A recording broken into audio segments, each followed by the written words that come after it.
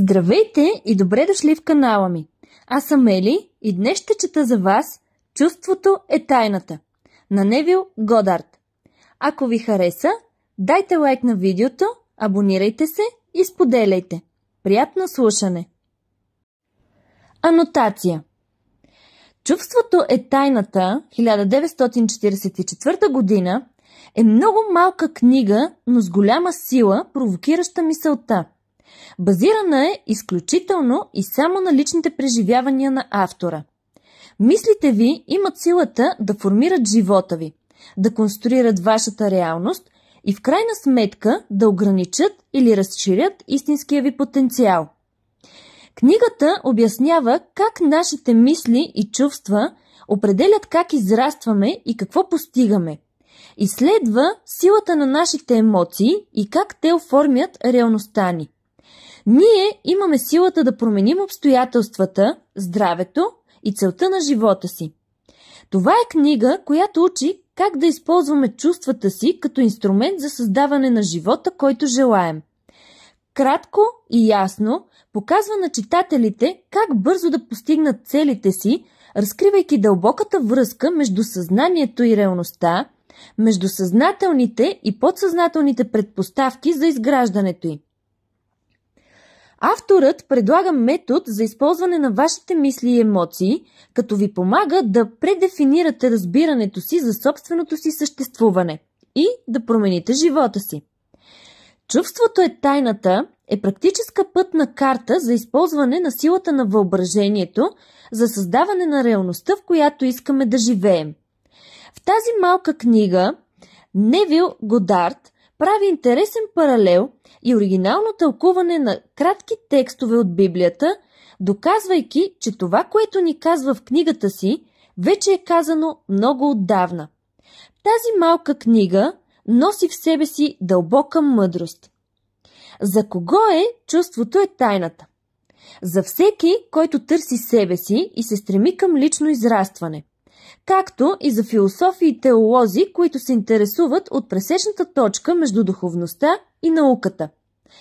"Чувството е тайната" създава усещането, че всичко написано по темата след тази книга сякаш е стъпило именно върху нея. Тя сякаш свенливо повдига завесата към една бездънна реалност, в която всеки, опитващ се да открие истината за живота, би се потопил с усещане за без начало и без край. Книгите на Невил Годард не са превеждани на български език. "Чувството е тайната" е първата книга на фен превод, която се предлага на българския читател през платформата на Чети.ме. Предговор. Тази книга е посветена на изкуството да реализирате желанията си. Тя ви дава представа за механизма, използван при създаването на видимия свят. Това е малка книга, но не и незначителна. В нея има съкровище, ясно очертан път към осъществяването на вашите мечти. Ако беше възможно да предадем убеждението на другия с помощта на аргументирани доводи и подробни примери, тази книга щеше да бъде многократно по-голяма. Рядко обаче е възможно това да стане с помощта на писмени изложения или аргументи, тъй като на онзи, който съди отстрани, винаги му се струва правдоподобно да каже, че авторът е бил нечестен или заблуден и следователно неговите доказателства са опорочени. Ето защо умишлено пропуснах всички аргументи и свидетелства и просто предизвиквам непредубедения читател да практикува закона на съзнанието, разкрит в тази книга. Личният успех ще се окаже много по-убедителен от всички книги, които биха могли да бъдат написани по този въпрос. Невил. Първа глава. Законът и неговото действие. Светът и всичко в него е обективизирано условно съзнание на човека. Съзнанието е както причината, така и същността на целия свят. Затова трябва да се обърнем към съзнанието, ако искаме да открием тайната на сътворението. Познаването на закона за съзнанието и метода за неговото прилагане ще ви позволи да постигнете всичко, което желаете в живота. С познаването на този закон можете да изградите и поддържате идеален свят. Съзнанието е единствената реалност, не в преносен, а в действителен смисъл. За по-голяма яснота, тази реалност може да се оприличи на поток, който се дели на две части – съзнателна и подсъзнателна. За да можем интелигентно да оперираме с закона за съзнанието, е необходимо да разберем връзката между съзнанието и подсъзнанието. Съзнанието е лично и селективно. Подсъзнанието е безлично и неселективно. Съзнанието е царството на следствието, а подсъзнанието – царството на причината. Тези два аспекта са мъжкото и женското разделение на съзнанието. Съзнанието е мъжко, подсъзнанието е женско. Съзнанието генерира идеи и внушава тези идеи на подсъзнанието. Подсъзнанието приема идеите и им придава форма и израз. По силата на този закон, първо замисляне на идея и след това влагане на замислената идея в подсъзнанието.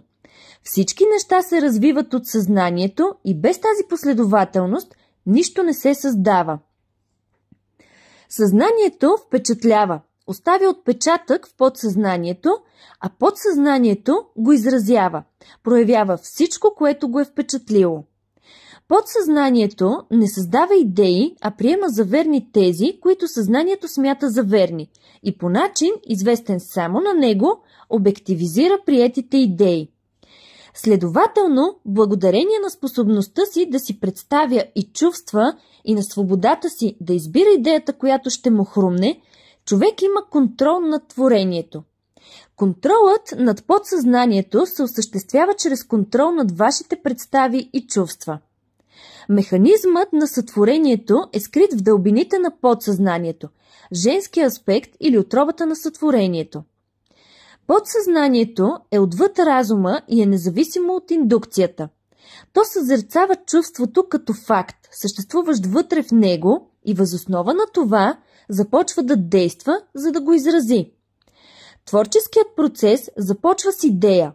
Цикълът му протича като чувство и завършва с воля за действие. Идеите се отпечатват върху подсъзнанието чрез чувствата.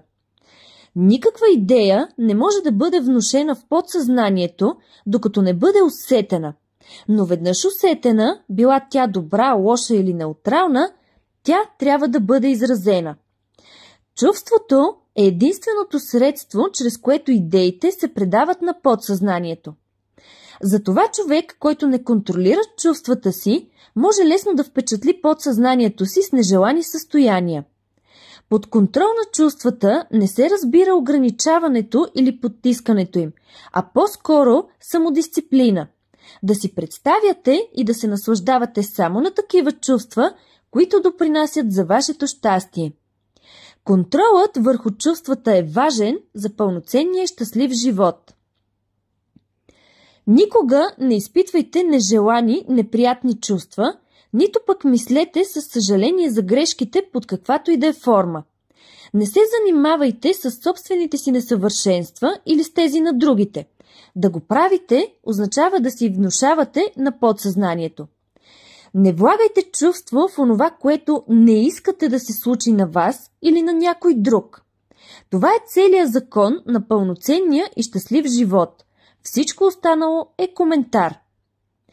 Всяко чувство прави впечатление на подсъзнанието и то трябва да го изрази, освен ако съответното чувство не бъде неутрализирано от друго, по-силно и противоположно чувство. Доминиращото от двете чувства е това, което се изразява. Аз съм здрав е по-силно чувство от ще бъда здрав. Да чувстваш, че ще бъда означава да признаеш, че не съм. Аз съм е по-силно от това да не съм. Това, което чувствате, че сте, винаги доминира над това, което чувствате, че бихте могли да бъдете. Следователно, за да бъде осъществено, желанието трябва да се почувства като състояние, което е, а не като състояние, което не е. Усещането предхожда проявлението и е основата, върху която се базират всички проявления. Бъдете внимателни към настроенията и чувствата си, защото има непрекъсната връзка между вашите чувства и вашия видим свят. Тялото ви е емоционален филтър и носи безпогрешните белези на преобладаващите във вас емоции. Емоционалните смущения, особено потиснатите емоции, са причина за всички болести. Да изпитвате силно чувство за нещо негативно, без да го изразявате, е началото на болест, неразположение, както в тялото, така и в обкръжаващата среда. Не се забавлявайте с чувството на съжаление или неуспех, защото разочарованието или откъсването от целта водят до болести. Мислете с чувство само за състоянието, което желаете да постигнете. Пътят към всички привидни чудеса е способността да почувствате реалността на търсеното състояние и да живеете и действате според това убеждение за реалност. Всички промени в изразяването се осъществяват чрез промяна на чувствата. Промяната на чувствата променя и съдбата. Всяко съзидание се случва в областта на подсъзнанието. Следователно, това, което трябва да усвоите, е способността за рефлексивен контрол върху работата на подсъзнанието, т.е. контрол върху вашите идеи и чувства. Шансът или случайността не са отговорни за нещата, които ви се случват, нито пък предопределената съдба е причината за вашия късмет или нещастие. Подсъзнателните ви впечатления определят условията във вашия свят. Подсъзнанието не е избирателно. То е безлично и без отношение към личността. Подсъзнанието не се интересува дали това, което чувствате, е истина или лъжа. То винаги приема за вярно това, което чувствате, че е вярно. Чувството е това, което убеждава подсъзнанието да се съгласи, че онова, което е обявено за истина, е истинно.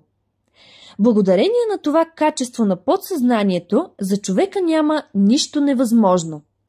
Всичко, което човешкият ум може да възприеме и усети като истина, подсъзнанието може и трябва да обективизира.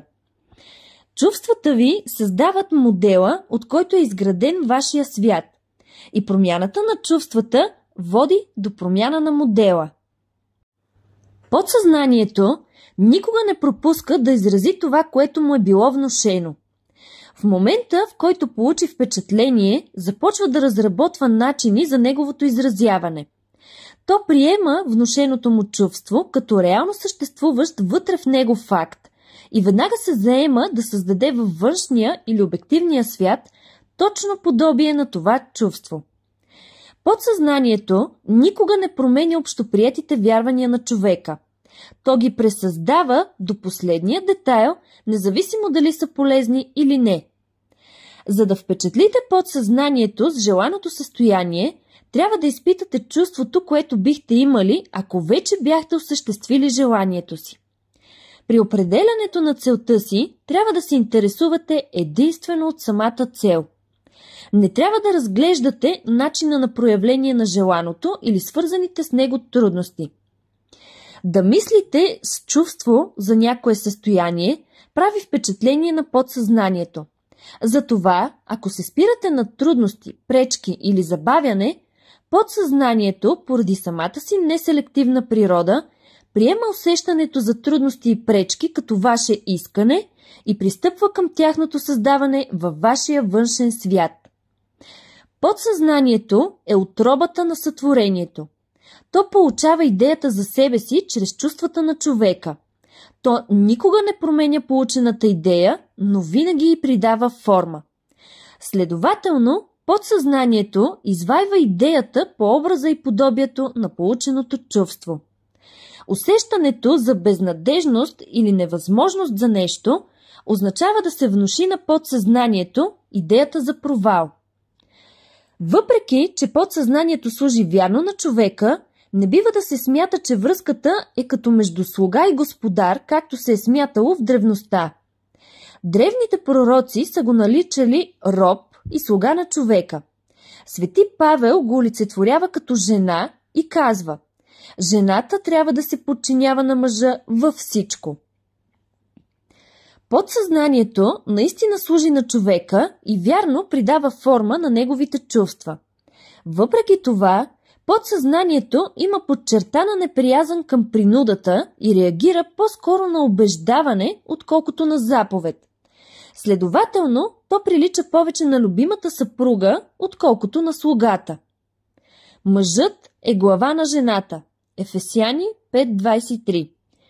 Може и да не е вярно за мъжа и жената в техните земни отношения, но е вярно за съзнанието и подсъзнанието или за мъжките и женските аспекти на съзнанието. Тайната, за която говори Павел, когато пише "Това е велика тайна, който обича жена си, обича и себе си, и двамата ще бъдат една плът", е просто тайната на съзнанието. В действителност съзнанието е едно и неделимо, но заради природата на сътворението изглежда разделено на две. Съзнателният, обективен или мъжкият аспект наистина е главата и доминира над подсъзнателния, субективен или женски аспект. Това доминиране обаче не е на тиранина, а на влюбения.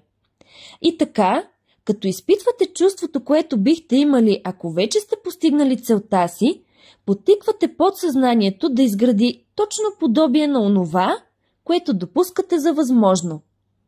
Желанията ви не се приемат подсъзнателно, докато не изпитате усещането за тяхната реалност, защото само чрез усещането идеята се приема подсъзнателно и само чрез такова подсъзнателно приемане тя може да се прояви.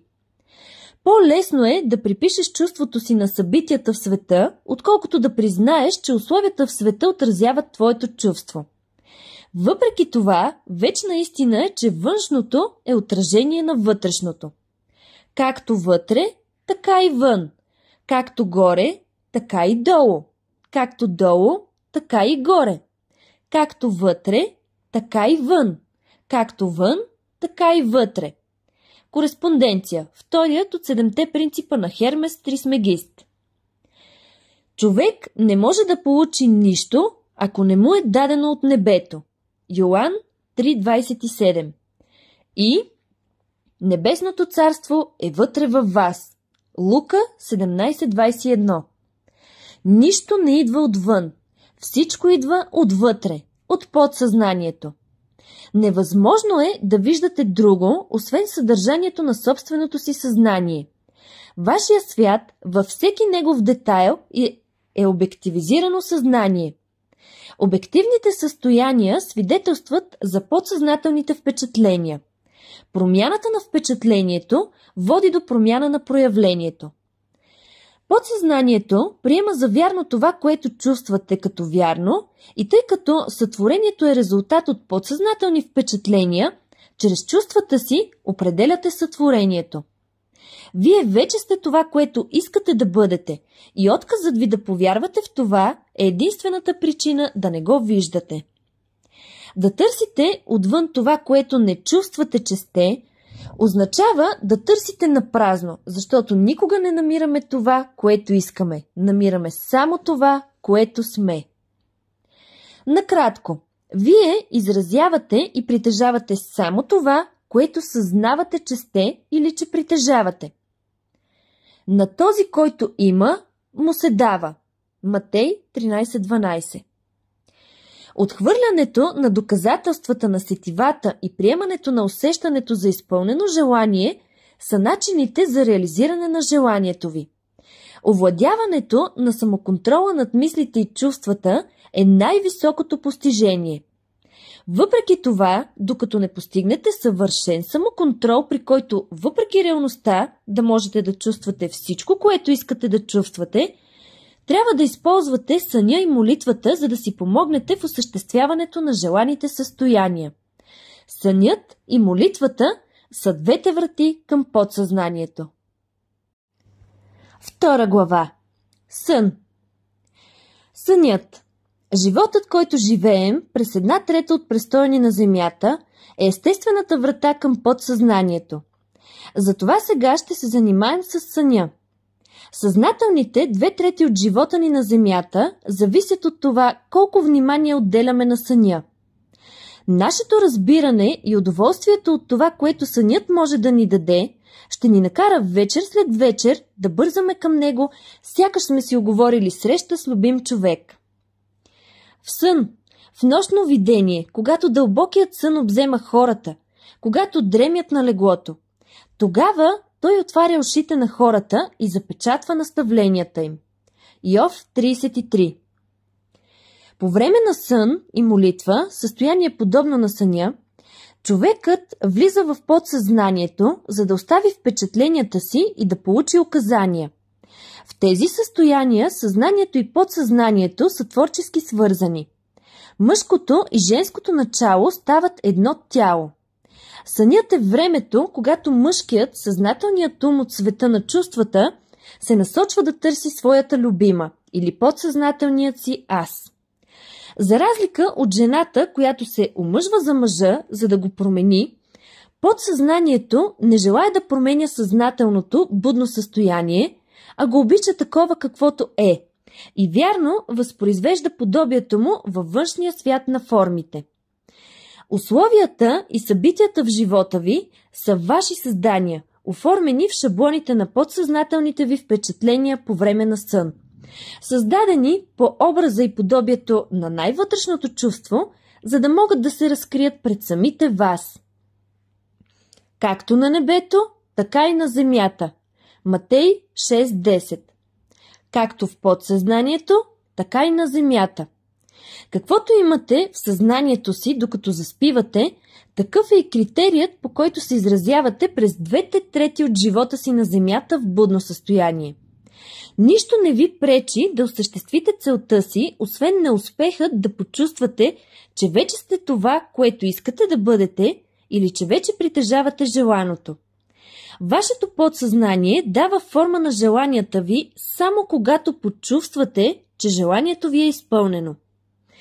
Без съзнанието по време на сън е нормалното състояние на подсъзнанието. Тъй като всички неща идват от самите вас и представата ви за себе си определя това, което сте, винаги трябва да чувствате желанието си изпълнено преди да заспите. Винаги извличате от дълбените си това, което сте, а не онова, което искате. И вие сте това, което чувствате, че сте, както и онова, което чувствате, че е вярно за другите. Следователно, за да бъде реализирано, желанието трябва да се превърне в усещане за съществуване, притежание или очевидност на търсеното състояние. Това се постига, като се изпита усещането за изпълнено желание. Чувството, което се появява в отговор на въпроса «Как бих се чувствал, ако желанието ми се осъществи?», е чувството, което трябва да монополизира и прикове вниманието ви, докато се отпускате в съня. Преди да заспите, трябва да сте със съзнанието, че сте или имате това, което искате да бъдете или да имате. Веднъж заспал, човек няма свобода на избор. Целият му сън е доминиран от последната му будна представа за себе си. От тук следва, че преди да се оттегли в съня си, човек винаги трябва да изпитва чувство на удовлетворение и задоволство. Дойдете пред мен с пеене и благодарност. Псалм 95.2. Влезте в портите му с благодарност и в дворовете му с хваление. Псалм 104. Настроението ви преди сън определя състоянието на съзнанието ви, когато навлизате в обсега на невидимата сила на вечната си любима. Подсъзнанието. Тя ви вижда точно такива, каквито се чувствате. Ако докато се подготвяте за сън, настроите и поддържате съзнание за успех, като почувствате «аз съм успешен», трябва да сте успешен. Легнете по гръб с глава на едно ниво с тялото си. Почувствайте се така, както бихте се чувствали, ако притежавахте желаното и спокойно се отпуснете в безсъзнателността на съня.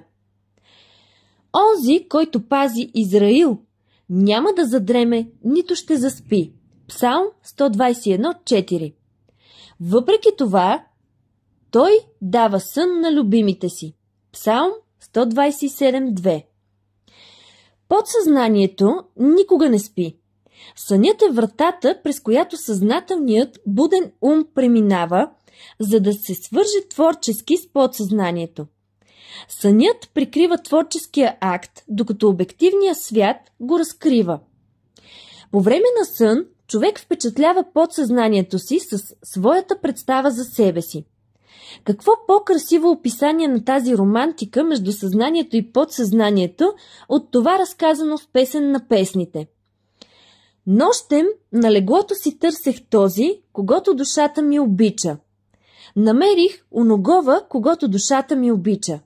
Задържах го и не го пуснах, докато не го заведох в дома на майка си и в стаята на оная, която ме е заченала. Подготвяйки се за сън, вие се чувствате в състояние на отворено желание и след това се отпускате в безсъзнание. Вашето реализирано желание е този, когото търсите. През нощта, в леглото си, вие търсите усещането за изпълнено желание, за да можете да го вземете със себе си в стаята на тази, която ви е заченала, в съня или подсъзнанието, което ви е дало форма, за да може това желание също да бъде изразено. Това е начинът да откриете и отведете желанията си в подсъзнанието. Почувствайте се в състояние на осъществено желание и спокойно заспете. Нощ след нощ трябва да пораждате чувството, че имате и сте очевидец на това, което искате да бъдете, притежавате и видите проявено. Затова никога не си лягайте с чувство на обезсърчение или неудовлетвореност. Никога не заспивайте с съзнанието, че сте се провалили. Подсъзнанието, чието естествено състояние е сънят, ви вижда такива, каквито вярвате, че сте. И независимо дали убеждението ви е добро, лошо или неутрално, то ще го формира вярно. Както чувствате, така го впечатлявате, а то придава форма на тези впечатления. Хубава си, любов моя, нямаш петно. Песен на песните 4.7 е нагласата на чувството, което трябва да имаме преди да заспим. Абстрахирайте се от видимото и почувствайте, че нещата са такива, каквито искате да бъдат, защото той нарича невидимите неща, сякаш са били, и невидимото става видимо. Римляни 4.17. Да допуснете чувството на удовлетворение означава да задействате условията, при които то ще се прояви. Знаците следват, а не предшестват. Доказателството, че сте, ще последва съзнанието, че сте, а няма да го предшества. Вие сте вечен мечтател, който сънува не вечни сънища. Сънищата придобиват форма, когато придобиете усещане за тяхната реалност. Не се ограничавайте само с миналото. Знаейки, че за съзнанието няма невъзможни неща, започнете да си представяте състояния отвъд преживяванията от миналото. Всичко, което човешкият ум може да си представи, може да се осъществи.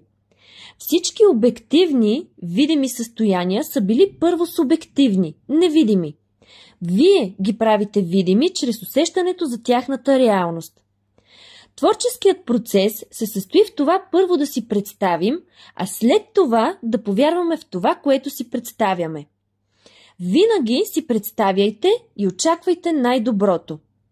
Светът не може да се промени, докато вие не промените представата си за него, както вътре, така и вън.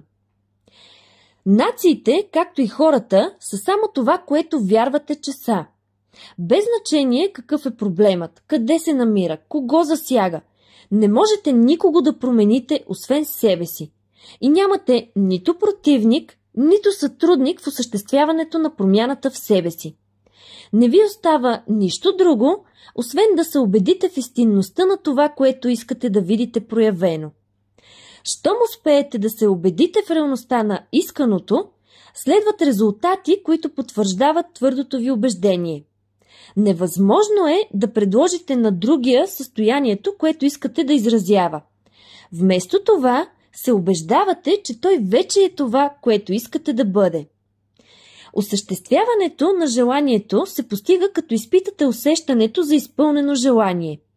Не можете да се провалите, освен ако не успеете да се убедите в реалността на желаното. Промяната на убеждението се потвърждава от промяна във външното проявление. Всяка вечер, когато заспивате, се чувствайте удовлетворени и безупречни, защото субективното подсъзнание винаги формира обективния свят по образа и подобието на вашата представа за него, съпроводена от вашето чувство. Проявленията в будните 2/3 от живота винаги потвърждават подсъзнателните ви впечатления. Действията и събитията през деня са последици, а не причини. Свободната воля е само свобода на избора. Изберете си днес кому да служите. Исус Навин 24:15 е вашата свобода да изберете вида настроение, което ще изпитвате, но изразът на настроението е тайна на подсъзнанието. По известен само на него начин, то придава форма и израз само на получените чрез чувствата впечатления. Действията на човека се определят от неговите подсъзнателни впечатления. Илюзията му за свободна воля, вярата му в свободата на действие е само незнание за причините, които го карат да действа. Той се смята за свободен, защото е забравил връзката между себе си и събитието. Будният човек няма как да не изразява подсъзнателните си впечатления.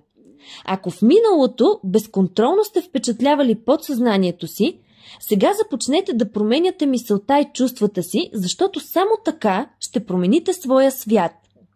Не изпитвайте нито за миг чувство на съжаление, защото да мислите с чувство за грешките от миналото означава да се заразявате отново и отново.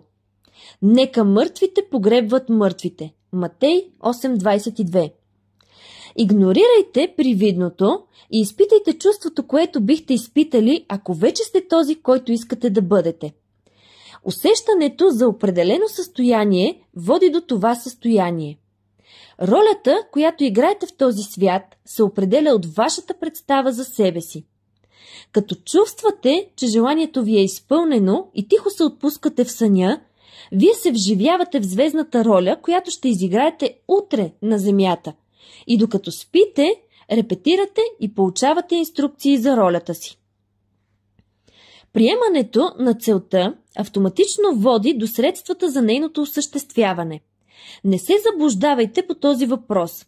Ако докато се подготвяте за сън, не се почувствате съзнателно в състояние на изпълнено желание, тогава ще вземете със себе си в покоите на тази, която ви е заченала, сбора от реакциите и чувствата на будния ден.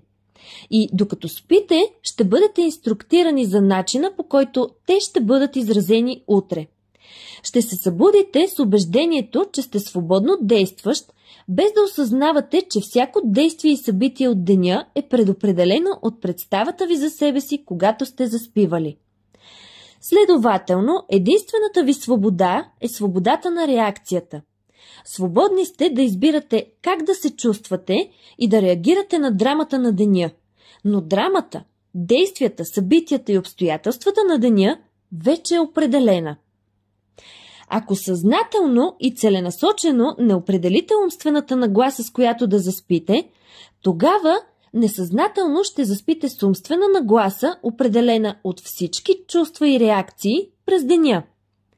Всяка реакция оставя впечатление в подсъзнанието и освен ако не бъде неутрализирана от противоположно и по-доминиращо чувство, е причина за бъдещи действия. Обгърнатите от чувство идеи са творчески действия. Използвайте божественото си право разумно.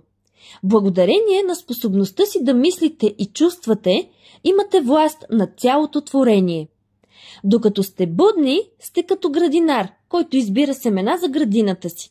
Но, ако житното зърно не падне в земята и не умре, то остава само.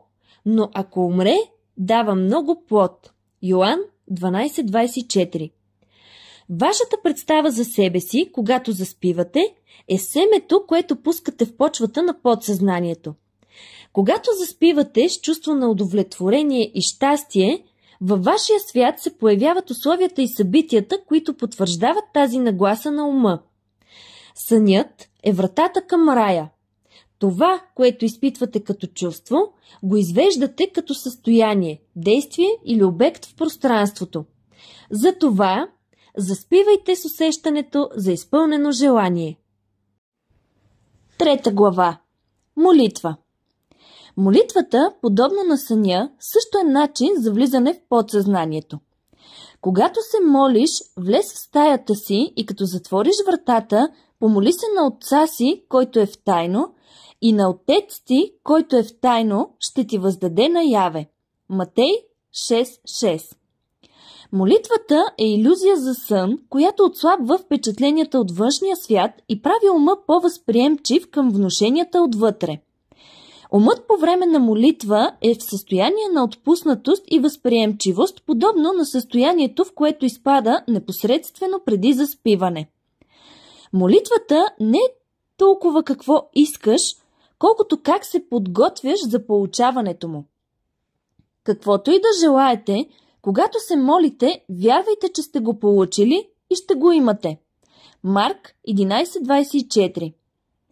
Единственото условие е да вярвате, че молитвите ви вече са осъществени.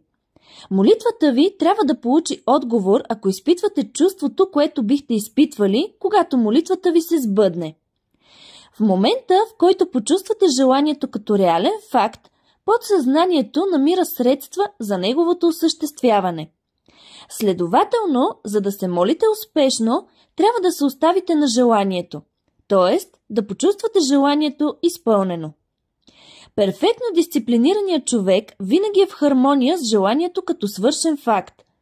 Той знае, че съзнанието е единствената реалност, че идеите и чувствата са действителност на съзнанието и са толкова реални, колкото и обектите в пространството.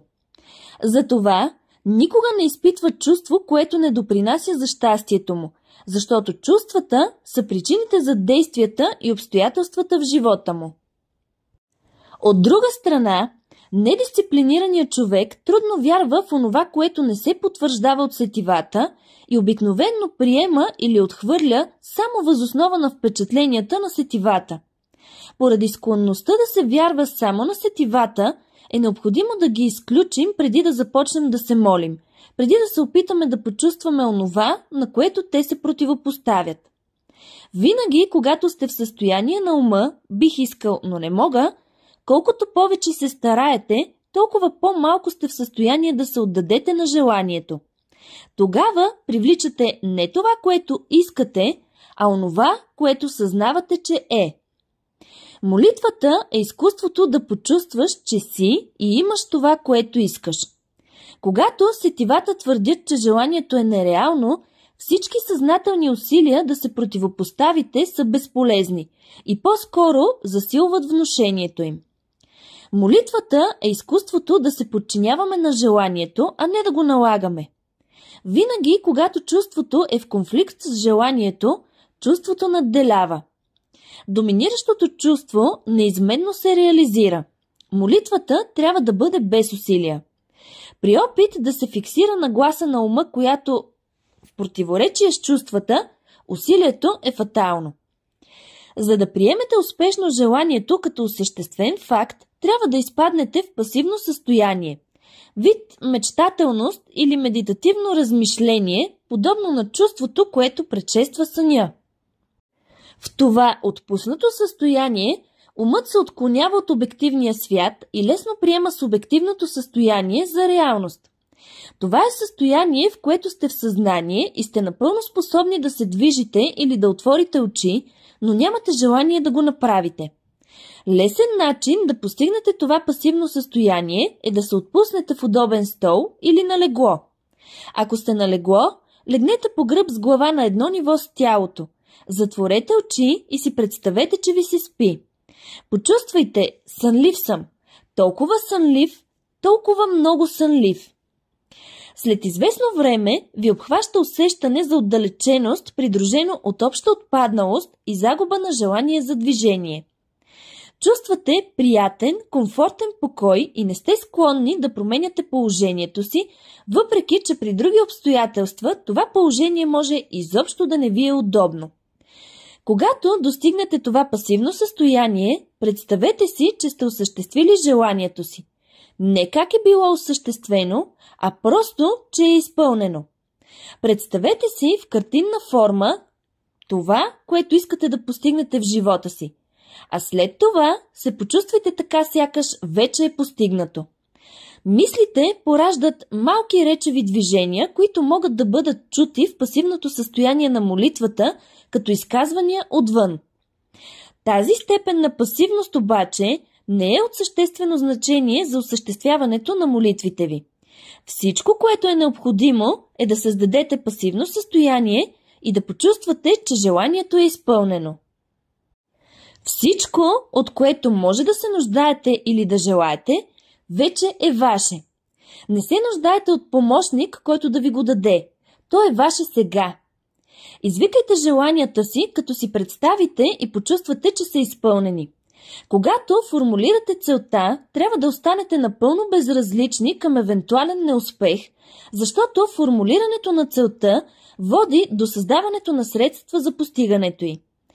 Когато излезете от момента на молитвата, се усещате сякаш ви е бил показан щастливият и успешен край на една пиеса, въпреки че не ви е било показано как се е стигнало до този край. Въпреки това, след като сте станали свидетели на края, независимо от всякаква антиклиматична последователност, вие оставате спокойни и сигурни в знанието, че краят е бил напълно определен. 4 глава. Чувство. Не с сила, нито с власт, а с моя дух, казва Господ на силите. Захария 4.6. Влезте в духа на желаното състояние, като изпитате чувството, което бихте изпитали, ако вече бяхте този, който искате да бъдете. Изпитвайки това чувство, се освобождавате от всички усилия да го постигнете, защото то вече е постигнато. В човешкото съзнание всяка идея е свързана с определено чувство. Уловете чувството, свързано с осъщественото от вас желание, като го изпитате така, сякаш вече притежавате желаното и желанието ви ще се обективизира. Вярата е чувство. Според вярата ви, чувството да ви бъде. Матей 9.29. Винаги привличате това, което сте, а не това, което искате. Какъвто е човекът, така и вижда. На този, който има, ще му се даде, а на този, който няма, ще му се отнеме. Матей 13.12. Това, което чувствате, че сте, това и сте. И ви се дава това, което сте. Така че изпитвайте чувството, което бихте изпитали, ако вече притежавахте желаното и желанието ви трябва да се осъществи. И Бог създаде човека по своя образ. По Божия образ го създаде. Битие 1.27. Да бъде във вас този ум, който беше и в Христос Исус, който, бидейки в Божия образ, не счете за грабеж да бъде равен на Бога. Филипяни 2.5.6. Вие сте това, което вярвате, че сте. Вместо да вярвате в Бог или в Исус, вярвайте, че вие сте Бог или Исус. Който вярва в мене, делата, които аз върша, ще върши и той. Йоан 14.12. Трябва да бъде: който вярва, както аз вярвам, делата, които аз върша, ще върши и той. Исус не е намирал за странно да върши Божиите дела, защото е вярвал, че е Бог. Аз и моя Отец сме едно. Йоан 10.30. Естествено е да вършиш делата на този, за когото вярваш, че си ти. Затова живейте с усещането, че сте този, който искате да бъдете и който ще бъдете. Когато човек вярва в стойността на дадените му съвети и ги прилага, той създава в себе си реалността на успеха. Край.